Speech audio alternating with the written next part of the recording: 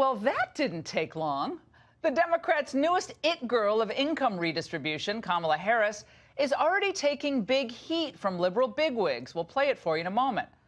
Now, why on earth would they pick on someone as brilliant and as accomplished as Senator Harris? Well, perhaps because she doesn't understand basic economics. You support the Medicare for All bill. I think initially, Correct. I believe it will totally eliminate private insurance. So for people out there who like their insurance, they don't get to keep it?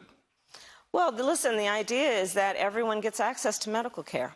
And you don't have to go through the process of going through an insurance company, having them give you approval, going through the paperwork, all of the delay that may require. Who of us has not had that situation where you got to wait for approval and the doctor says, well, I don't know if your insurance company is going to cover this?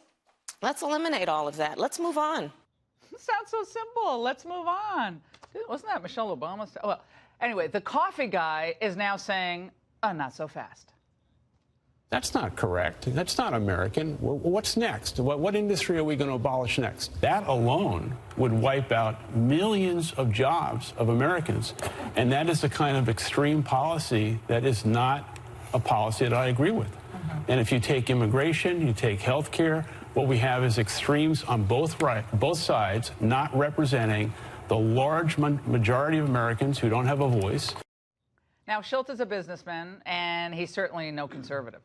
But he sees the writing on the wall here. He knows that the Democrat Party is moving so far left that it's leaving America.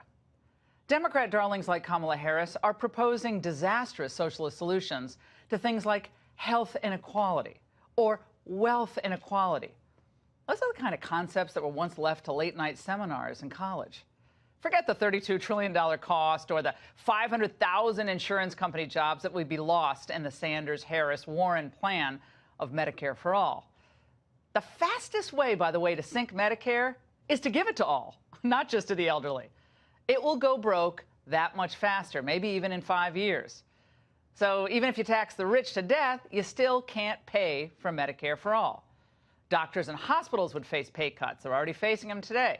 That means more hospitals closing, more doctors retiring or not going into the profession at all, longer waits for even serious procedures. And ultimately, this will lead, my friends, to ration care according to age, weight, and yes, other pre-existing health problems.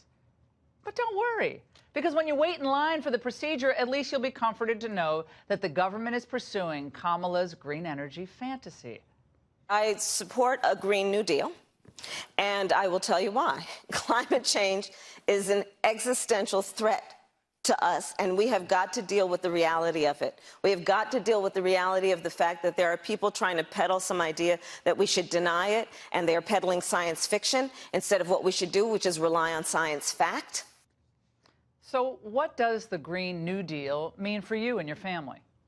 Well, it means the government would reach in and control, monitor, and tax even more aspects of your daily life than it does now. You love your car as much as I do? Mine's 19 years old. I still love it. Too bad. The Green Party's Green New Deal calls for replacing non-essential individual means of transport with high quality and modern mass transit. This is kind of a geeky way of instituting a ban on cars. But who decides whether your car is a non-essential individual means of transport?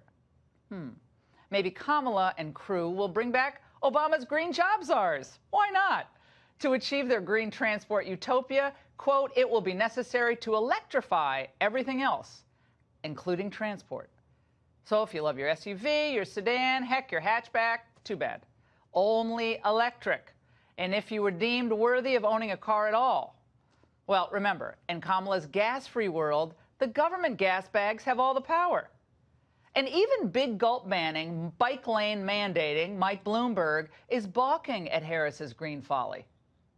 I'm a little bit tired of listening to things that are pie in the sky that we never are going to pass or never going to afford. I think it's just disingenuous to promote those things. You've got to do something that's practical. Now, that means banning all coal, banning all cars, banning all nuclear power, taxing miles driven, taxing kilowatts used, taxing water used. It would be all on the table to force Americans to bend to the faddish trends of the socialist left.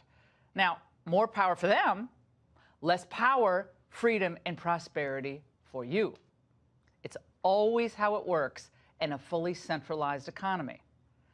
And this is what is lighting the Democrat Party on fire today, really?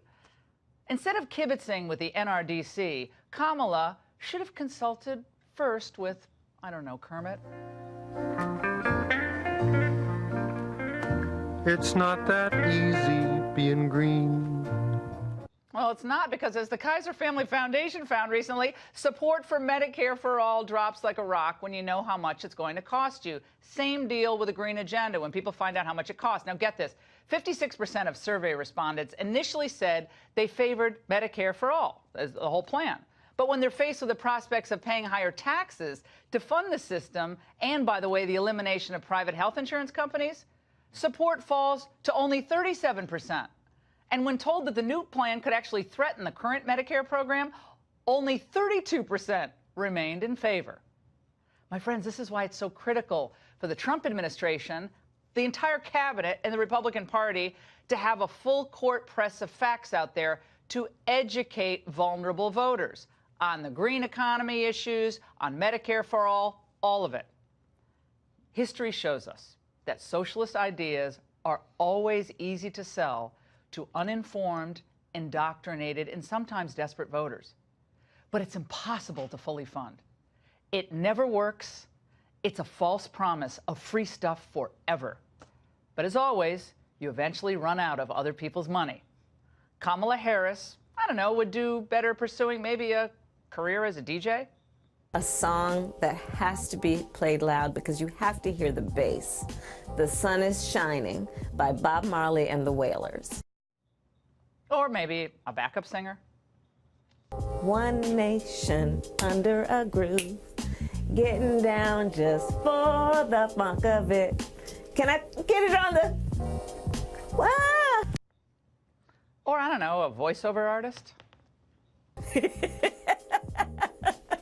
You're right?